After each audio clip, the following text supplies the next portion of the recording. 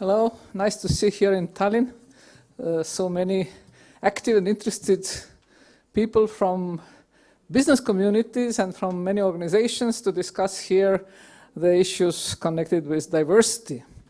And then first I have a bit to reintroduce myself. At first, still I am a member of European Union, like all of us. And I was member of European Parliament until 10 o'clock today. Today at 10 o'clock I gave my signature that I chose the mandate in local council, and then I have to give up my mandate in Parliament because our law is not giving you opportunity to have double mandate. And I preferred to come back and work here in own organization, which is Tartu University, and in own community, which is city of Tartu, and in own state, what is state of Estonia, but also in European Union. When I was member, meaning then yesterday, I was working in Libe Committee. And you know, Libe Committee is a committee in Parliament which is dealing with discrimination issues, with human rights, civil rights, all these things. And also I was rapporteur on e-privacy regulation, which was voted in Parliament just the week before, because we had the free week this week, the week before, and Parliament voted for e-privacy. And from this experience working with human rights in general and with privacy matter concretely, and also from my experience as a sociologist, because as a sociologist I have been involved for many, many years in minority research. I have been also member of the Advisory Committee for Council of Europe for Minority Protection. I feel that I have some understanding of these issues concerning diversity and equality. In Libe Committee, there was an attempt to go on with diversity directive. You know, this charter, it is something which is really voluntary. So there was an attempt to go on with diversity directive. And in this discussion, people said, oh, we remember during last legislature, it was 6 years ago, we started to discuss that. There is no progress. There is no progress. We can tell that there is huge progress in society, but when we come to this need to have some legislative step forward, which really makes some things which seems to people here, as I think quite natural, be really as natural for everybody in European society, in all member states, that we run into very, very big conflicts. And they are connected with different understanding. For example, problems connected with not only, say, gender equality, even that could be a different problem in different member states. When we then come to people with disabilities, then in this discussion occurred that, again, there are a lot of places still in Europe where a person with disability is not welcome, for example, in restaurant, not working, but just as a client. And then not speaking about the classical problems concerning ethnic minorities, concerning Roma. Just last week, Parliament discussed the report on Roma, rights of Roma, and we know that still, it seems that there is no solution. Still, if we speak about this diversity in terms of ethnic minorities, and then you go to a country like Romania, for example, where there is the huge Roma population, and then you go to workplace, and then you're reported that, oh, we don't have any Roma. Because really, they are not disclosing themselves as belonging to this really discriminated minority. But it's not only there. Even in my own beloved liberal country, for example, young people who are learning in the high school in Narva, in Russian high school, they are sometimes told by their teachers, oh, don't try to go to university here.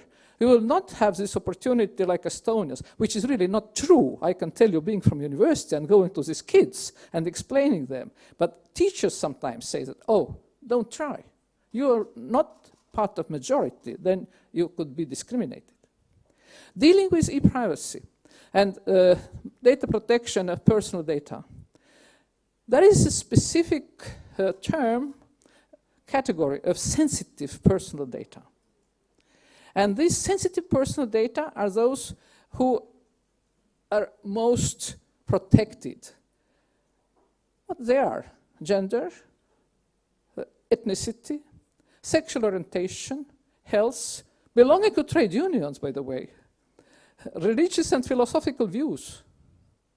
Why is there sensitive data which cannot be tackled like, say, normal statistics? It really shows that these are qualities of individuals which could lead to discrimination, which are making individuals vulnerable.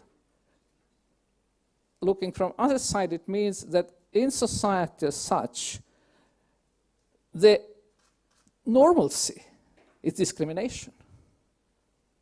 Normalcy is inequality, because if it would not be that, then you would not have this understanding of these qualities as sensitive and people as vulnerable because of these qualities.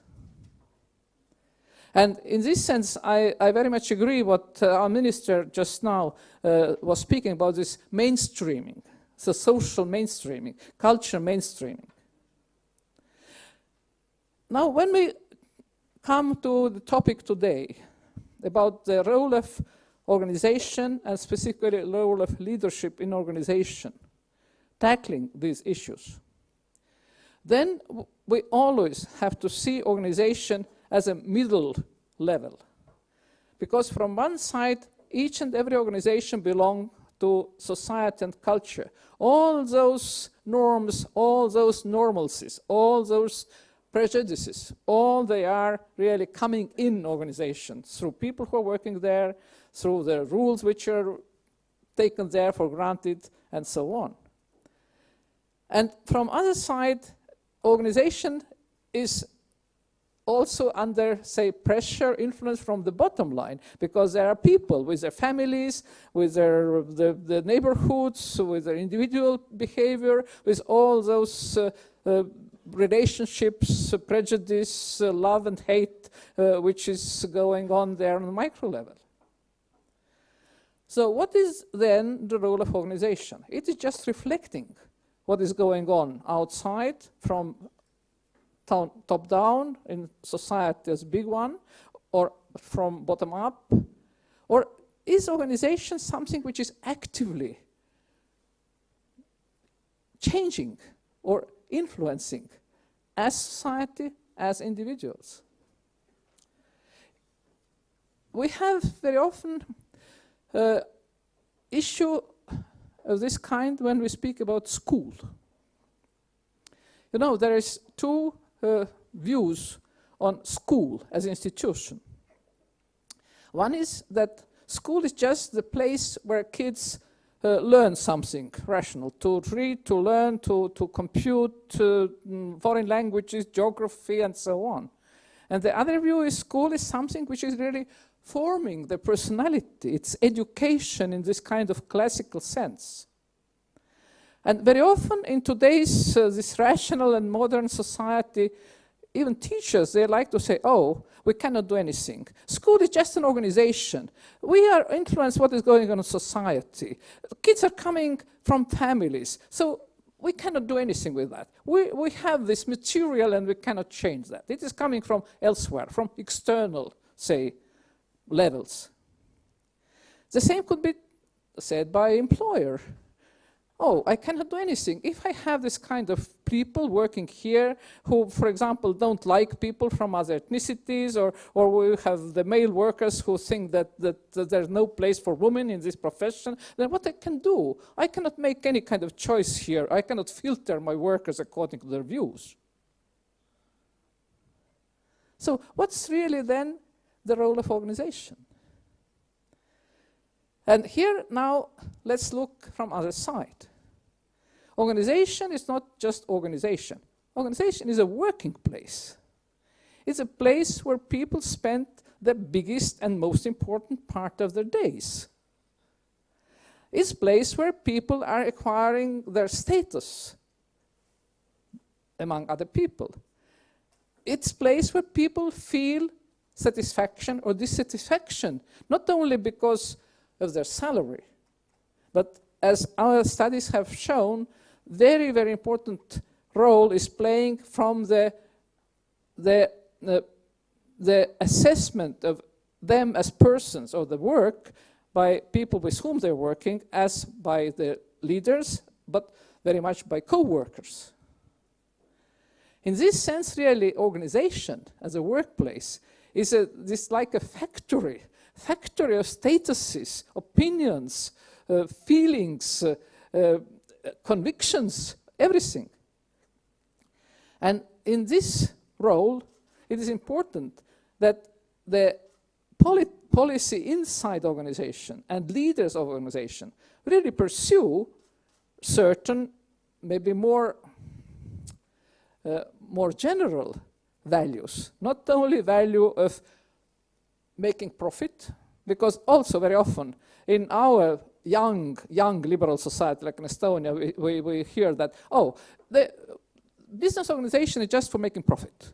It's not our job to think about personalities, all these things, and so on. Let's social scientists, that's not very necessary people dealing with that. You know, in reality, it is the very important part of the experience, social experience of all people, how they feel, what are values in this organization. How in this organization the relationships between people are really settled. What is taken as good, what is taken as bad. Not only in terms of the production, but also in terms of relations and behavior. And here, our moderator, she said that she's so happy that she is working in organization and also in the area where the diversity is like natural. And yes, it is like that, and we know that IBM was the first big multinational organization which really financed the world-famous comparative study of values made by Gerd Hofstede. Because in this big multinational organization, understanding that different values of workers in different countries where they're working are very important part of this organization's success. And that is organization which is experiencing this diversity as part of everyday work because it's working in different cultural settings. But now when we come to smaller ones, which are working in one country, then it's not so obvious. Not so obvious. Very often we can see how really employer is picking workers. For example, there are employers who are picking workers from women minority group. Because these workers then, they are more vulnerable. They are not very able to protest, to demand higher salaries, better working conditions, because they are afraid of being out of work, they're afraid of being under pressure, and for that they are really much more vulnerable and much more comfortable for this kind of employer. Or even more often, we see nowadays employers who are picking younger workers, saying, oh, really, you are over 45. No. It's too late. Now, as we have this European Union policy for protecting diversity, there are certain rules imposed. For example, recently, our minister, who just was standing here, prohibited to use in CV online portals the announcements which include age, gender, all these qualities. In many, many countries, it is already reality for a long time.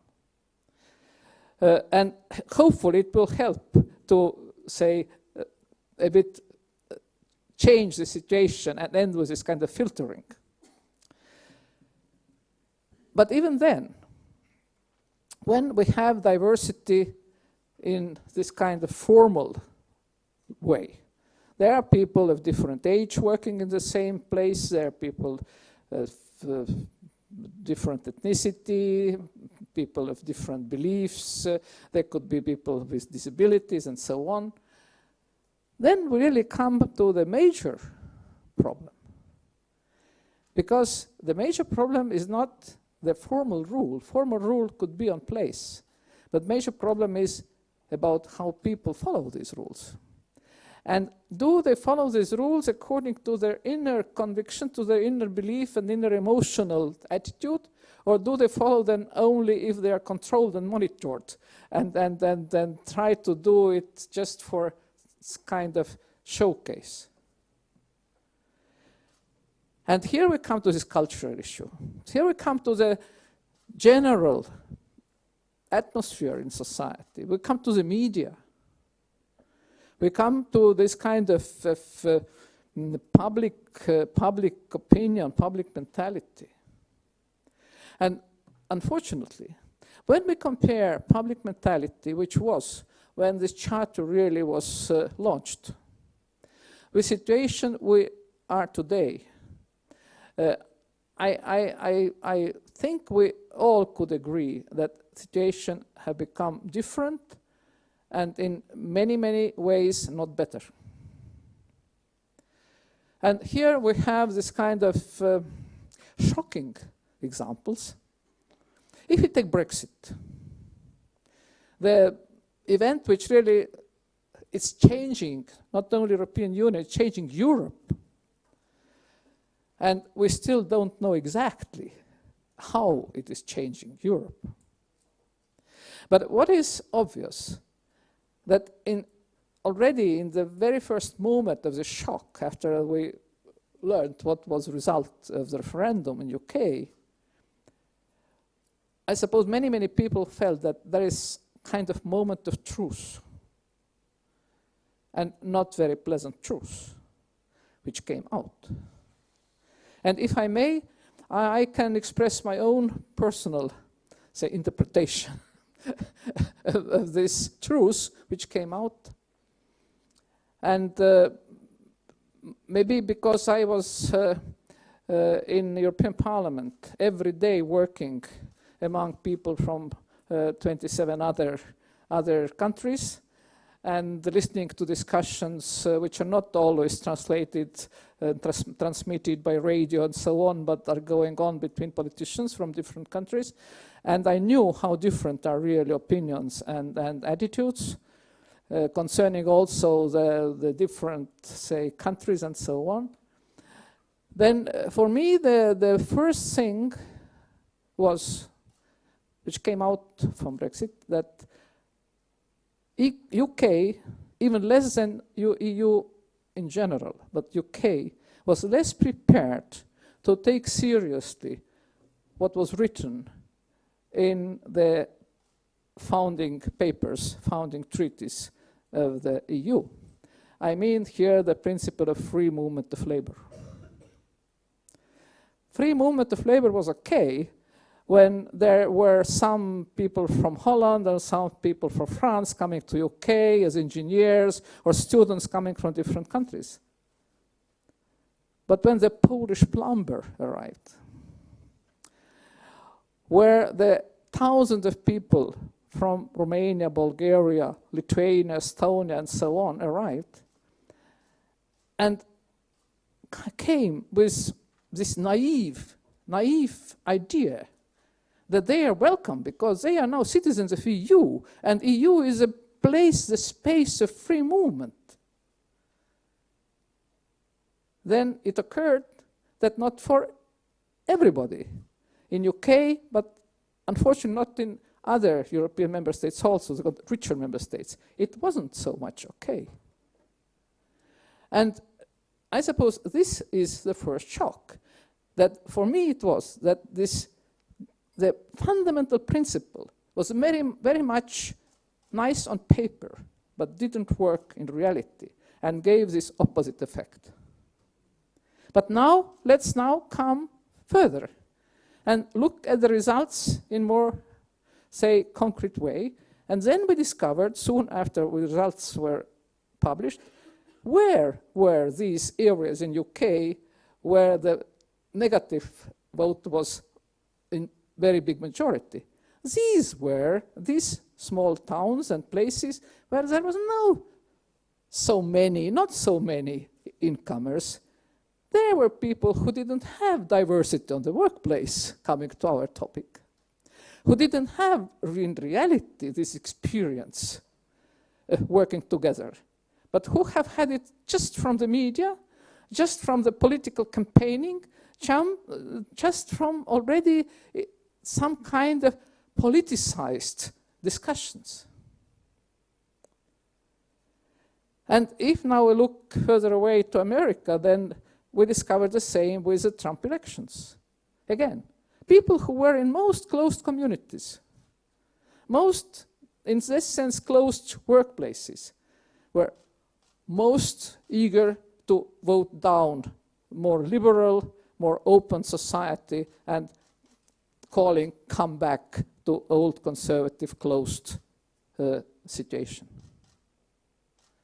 And that for me, and I suppose for us, could be the additional proof, really historical proof on very, say, high macro level, that openness on the workplace, diversity on the workplace, the everyday matching between people, everyday learning of differences is something which is not only good for person, it is good for person, that for sure, but it is really inevitable for the good of the whole European society and also whole global society. And not only because it is giving more, say, effects economically, it is good that it is giving 35% of surplus, but because it's giving democratic surplus. It is giving citizens who are more open to live in this really very quickly changing world. When social scientists are looking at the future, looking at all these changes which are going on with digitalization, or digital single market, globalization, and so on, then one thing what they really tell from different angles, different theories, is that diversity is not diminishing. Diversity is growing. The probability to meet at your workplace, on your street, as your neighbor, as your son-in-law or daughter-in-law, a person from other culture, with other features, with other sexual orientation and so on, it is growing. And even more, as a pace of changes is growing, then it's amplifying this probability even more. And what is really a result? One side is good result. People are more open, there are more opportunities and so on. But what we see other side is the growth of political forces and growth of also groups in population who are frightened or whose fear is used politically. And this kind of counter wave against efforts to have a diverse world, to celebrate diversity, to make, in this sense, world more open. This counter wave, I suppose now we all feel it, is growing. It is growing. And yes, we all could be, in some sense, relieved when we look at the results of some elections, like in France. But we also could be very much worried looking at results of some other elections. And looking at the next elections in each country, we have no certainty that this wave is not bringing up political forces which really will use these anti-diversity emotions and feelings for really crashing the basic democratic and liberal values of Europe. what they already try to do in discursive way, in the publications, because more and more often, I suppose in all languages, we can read articles or listen to speeches who will say, oh, you see all those liberals, all those social democrats, all those people who speak about human rights and who speak about tolerance and so on, they belong to past. They belong to past. You know, when I was doing this e-privacy report, and I had also among my colleagues in parliament people who said, oh, this human rights, it's a last utopia. It's a last utopia of Europe. It have to be forgotten. And really, we are now in this very, very important point. Europe can change and move in different directions.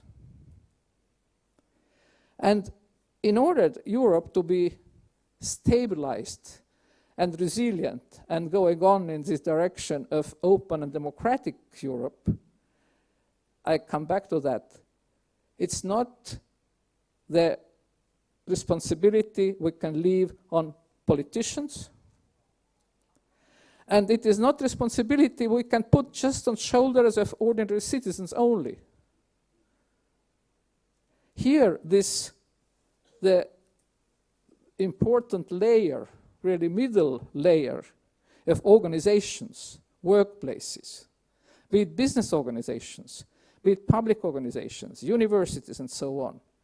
This is really playing this stabilizing role where the encounter between different people, when the rules of everyday behavior, where the status required through the work could change really step by step the whole the society's mentality and opinions. And it is really, in this sense, very, very important that this movement of this charter, it's taken not only as this kind of practical tool, but would be more taken on board also in these discussions about the future of Europe, about the future of the world. And here it's important that it will have real visibility and real understanding. And I have to tell you that being member of parliament and dealing with these issues and so on, only preparing myself to this meeting with you today, I really learned about this charter.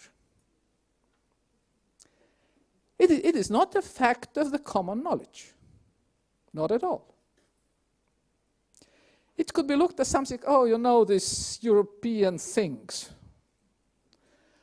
Or it could be looked at something going, no, it's only inside the business. It's not a matter of any public knowledge. And I am sorry to tell that.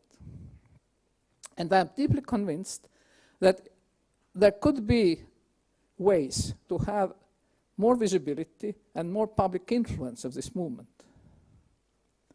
And first thing what I would do, what I will suggest, that on this EU Commission charter platform and webpage, we will have the heat map of the organizations in different countries who have joined the charter and who have implemented it concerning different kinds of diversity, gender diversity, ethnic diversity, and so on. And this could be the thing also to be then published, to make available through media, which is really showing that this wave we're afraid which can really harm our democracy, it is not the strongest wave. The much more strong wave is this wave which is bringing us together to the more diverse and more open Europe. Thank you.